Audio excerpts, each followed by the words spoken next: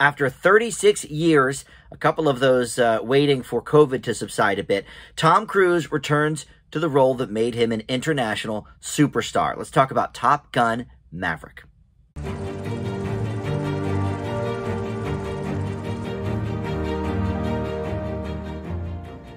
Hey guys, Dan here. This is Dan Reviews It. Welcome to my spoiler-free review for the new Top Gun film, Top Gun Maverick. It is in theaters exclusively. Tom Cruise made sure of it. They shuffled the dates around a few different times. This was supposed to originally come out, I think, Christmas of 2020, but has moved several times since, and now it is sort of kicking off the summer blockbuster season. I guess maybe Doctor Strange did a little of that a few weeks ago too, but the anticipation very, very high for this movie. So we're going to talk about Top Gun Maverick in a pretty spoiler-free review here, but I do think, strap it in, this might be one of my longer ones. I have a lot of things to say about it, even without getting into spoiler territory. Before we launch into the review, though, I do want to welcome you into Dan Reviews It. Thank you for finding this video. We do just about every big movie that comes out in review form. We do a lot of the TV stuff as well. So subscribe down below there to get all of my stuff in your news feed. So this movie, I gotta preface it by saying I don't particularly care for the first one. I saw it for the first time a few years ago. My buddy Joe and I were doing a, like, best of Tom Cruise sort of countdown type thing. And so I watched, you know, 5 or 6 movies of Cruise's that I had never seen before, including Eyes Wide Shut and Risky Business. And this was one of them. I'd always heard about it, but, you know, I like some action movies, but you know, fighter pilots, I wasn't interested in that really as a kid, and as an adult, I just never sort of felt the need to go back and watch this particular film. But obviously, look, it is a cult favorite, and I don't even know if you could say cult favorite because it's just an everybody favorite. It was the #1 box office film of 1986. It was in the top 10 grossing of the entire decade. So a big, big hit, one could say. But I think in the decades that followed, many people, even lovers of the film, might agree that it's not the best film. It's kind of corny. The plot is barely there. It's certainly very homoerotic with the volleyball scene. So where does this leave the new Top Gun Maverick? Well, when it was announced a few years ago, this has been in the works now for nearly a decade, but they started filming finally, I think in 2018, and it was set for, like I said, 2020 release.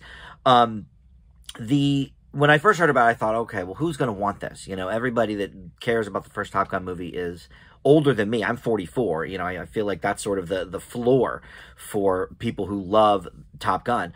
So who is this movie, you know, going to be for? And then the closer it got to it, the anticipation was building. People were, you know, I run our movie theaters social media pages, and the anticipation for this movie was building and building and building.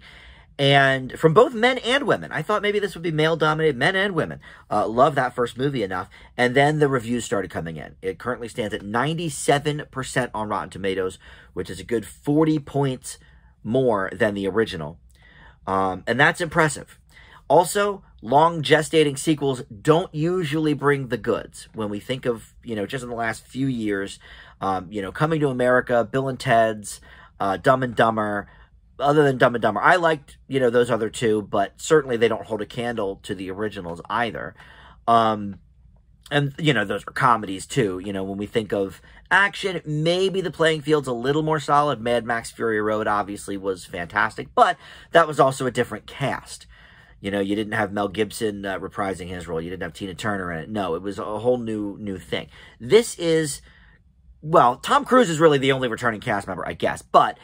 Well, that's not true, of course. You may have heard Val Kilmer does have a small role in the film. Tom Cruise made sure of that, even in his ill health. But other than that, you know, it's a whole new cast of characters here. So I actually started getting kind of pumped for this movie a couple of weeks ago. I thought, you know what, this is getting great reviews. I'm getting kind of excited here. So briefly, without, like I said, going into spoilers, the plot is basically that Maverick returns to Top Gun, this time as a teacher. He has to confront his past, including the son of Maverick's friend Goose, who, spoiler alert for 35 years ago, passed away in the first movie. He is played here by Miles Teller. And he is, Maverick is going to teach them how to fly a near impossible mission. And that is not a pun on Mission Impossible, the other Tom Cruise movie coming out soon. I did not mean that. But anyway, but that is sort of the case. You know, everyone's telling him this can't be done, and Maverick, you know, is attempting to prove to them that it can be. So I don't even know where to start. I guess I'll start with sort of the background on this movie, more than I've already given. Tom Cruise appears at the beginning of this film, even at a small independent theater like mine. This is not, you know, a theater-specific announcement. This comes with the movie.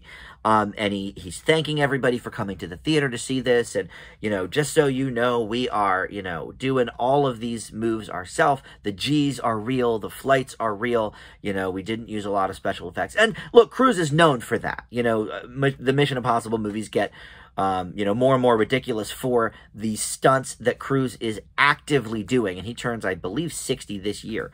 But, you know, hanging off the side of a plane or climbing the world's tallest building or whatever. He's doing it real. And I'll be honest, I don't know if the stunts in the original were real or not, but certainly, you know, the CGI stuff that exists today was not even thought about in 1986. So whether it was Cruise up there or not, you know, everything in that first movie was done for real, practical effects, whatever. So Cruise made it really a point to bring this movie to theaters. Streaming was never an option. In fact, Cruise is, in my recollection, the only A-list star left that hasn't done a streaming film. Tom Hanks, Leonardo DiCaprio, Meryl Streep, they've all done them. If not a movie, then a TV show. You know, Samuel L. Jackson has one on Apple Plus right now. You know, so whatever the case, Cruise, for my money, is about the only true movie star left. He is the only one, I think, who can get butts in seats by name alone. Even with a movie that's not getting great reviews like The Mummy. I mean, maybe it didn't do as well as they had hoped and sort of collapsed the Universal Monsters franchise. But people still went to see that much more than they would have, because Tom Cruise was in it. And so he made sure that this is made for the screen. You need to see this in a theater. You know, that was sort of the refrain. And you really do. You know, I just don't think this would be nearly the same on a TV screen. Even a big one. You know, I think you really need to see this and feel this in the theater. Now, I didn't even see it in IMAX. I didn't see it in the D-Box with the rumbling chairs. I didn't even see it with a group. I saw it at a private screening at my theater after hours last night with 2 friends. It was just the 3 of us. But I felt the rush in those moments where people would be cheering. Or, you know, maybe even, you know, standing up. I mean, there are so many parts of this movie that were designed for a big crowd in a big theater to cheer. And look, that can come across as corny. It can come across as, you know, sort of eye-rolling, but it doesn't here. And I will admit the first 20 minutes or so of the movie, I was definitely trepidatious. I thought, you know what, they're going too much to the nostalgia well. They're really sort of playing this up for something that I'm not sure that I care enough about. But then that increases exponentially with the excitement the longer the movie goes. The last, like, half hour of the movie is just nail-biting, and knowing in my mind that, okay, these guys are really doing this stuff. This is not CGI. This is not faked. These are real people doing this kind of stuff. It was amazing. It was amazing to see. So look, here's the thing. We could certainly nitpick this movie to death. Jennifer Connelly appears as a, you know, past love interest of Maverick's that we don't know because she wasn't in the first movie. She was, you know, like 10 years old at that point when that movie was made, so she wasn't in it. And none of the women from that movie appear in this. You know, so there's a little bit for me of a disconnect with that whole story. But look, you had to have women in this movie. There's, I think, only one of the fighter pilots that he's training, I think, is a woman. There's a couple of women, like, in the ground control unit as well. So, all right, there's a few women. But, like, you know, I guess we had to do something with the love interest. Love was such an important factor of that first Top Gun movie. You know, you've got the Lady Gaga song this time around replacing Take My Breath Away by Berlin. I'm a huge Lady Gaga fan personally. I don't that song doesn't really do it for me. It's okay. And it appears sort of at the swell at the end of the movie. All right, that's fine. But to be honest, you could have probably taken that entire chunk of the movie out, and I don't know that it would have suffered any. But I get it. You got to leave it in there. What's the most interesting about this movie, though, is it actually follows a lot of the similar beats from the first movie. It really does. Down to, instead of the beach volleyball scene, now it's beach football. But everybody's still running around with their shirts off and all of that. Homage to the first movie, sure. But even with that, the characters are so much more fleshed out here. The plot is so much more developed, and there's actual stakes here. In the first one, it didn't seem like there really was much. So it's almost like everything is done better in this movie. And a lot of that makes sense. I mean, Tom Cruise, this is the movie that really, people liked him in the underwear, sliding across the living room floor in Risky Business. But this was the movie that really put his star on the map as an A-list superstar. And I got to tell you, not only is he, like I said, I think the only true movie star left in the classic sense of the word, but at the same time, I can't think of anybody that is still cranking them out like this 35 to 40 years later. I mean, yeah, Harrison Ford does one movie every, 3 or 4 years. Tom Hanks, okay, but he's a lot more up and down than Tom Cruise, and he's done, I think his last 3 movies went right to streaming. Now, some of them weren't meant to. They were meant for theaters, but with the pandemic, they went to streamers, whereas Tom Cruise said no to this. He said, this needs to be in theaters, and I agree. The flight sequences are thrilling. The Val Kilmer scene is one of the most heartfelt and emotional scenes I've seen in a while. Certainly the most that I've seen in 2022.